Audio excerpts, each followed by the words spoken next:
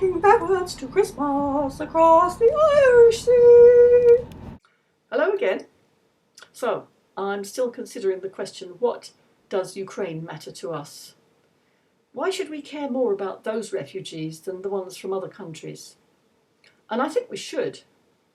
We should care a whole lot more about what happens between Russia and all the countries on its western flank, because it's part of our world.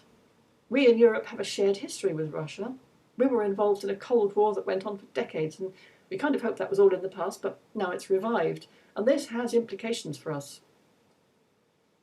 I should say I'm not a political expert, and economics are a closed book to me due to my inability to understand numbers with zeros on the end. But I do understand words pretty well.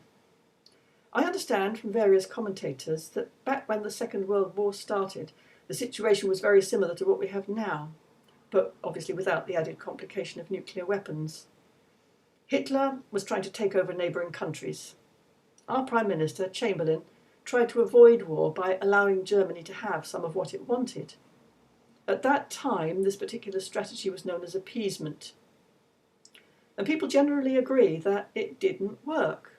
It didn't stop Hitler. It was a case of give him an inch and he'll take a mile. So if it doesn't work, why is it that we appear to be following the same strategy now? Whenever anyone brings up the issue of supporting Ukraine with a no-fly zone, the answer is always the same, totally predictable. Ask anybody you like and they'll all say, oh, we can't do that because we don't want to start a nuclear war. We have been terrified of nuclear war for so long. I went on ban the bomb demonstrations in the 1980s. This is practically 2 generations ago. I campaigned at Greenham Common to protest at the presence of the American nuclear missiles on our territory because I was outraged at the thought of Western Europe being used as a theatre for America and Russia to play out their nuclear scenarios. I wonder if it's time now to re-examine our feelings around it, because I think there's a possibility we've embedded a sort of religious taboo in our psyches that prevents us from thinking strategically in the same way that Putin is doing. It's like we're so terrified of the idea of nuclear war that we can't see the wood for the trees.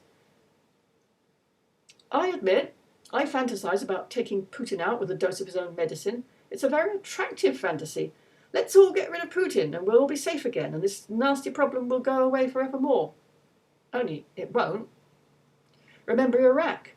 We were fed that narrative that all we needed to do was get rid of Saddam and everything would come up smelling of roses and hunky-dory and all that. But did it work that way? It did not. The world is full of cold-blooded, calculating would-be dictators, and we'll probably never get rid of them. We have to find a way to deal with them in real life. And if we don't find a way of dealing with Putin on his own terms, he'll just keep rolling out his war machine.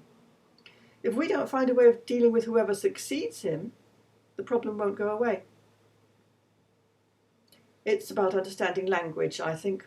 It's a waste of energy to accuse Putin of being mad because we don't understand his motivation. We have to listen to what he says, or we have to learn his language and what he actually means by it.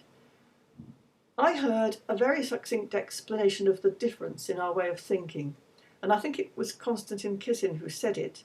He said, we in the West... Thank you, dog.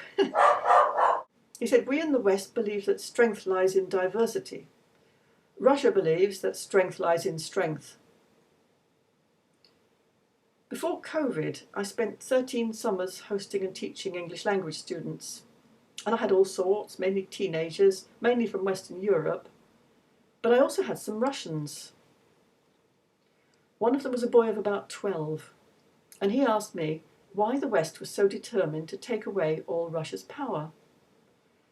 I couldn't answer this because, as far as I knew, that was not what the West was doing. All we wanted was to live in peace and not be threatened by Russia.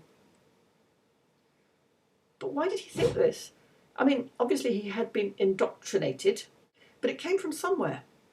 He also told me the hilarious story of how all the young people in the West became hippies in the 1960s and grew their hair long and took drugs. Wasn't that crazy? We were clearly a very decadent people. Well, it's true, isn't it? Flower power was lovely and liberating and all that, but it didn't last, and it didn't solve any of society's ills. And free love was just an excuse for young men to bully young women into having sex, whether they wanted it or not. None of the hippie communes discovered the secret of living happily ever after, as far as I know. And now here we are being all liberal-minded again, and we're arguing over words, which words can or can't be allowed to be used anymore, and obliterating each other on social media like petty tyrants who do it just because they can. And for what? All this time, Putin is threatening the entire Western way of life. And if we don't stand up for it, we don't bloody deserve to keep it. Okay, see you next time. Bye.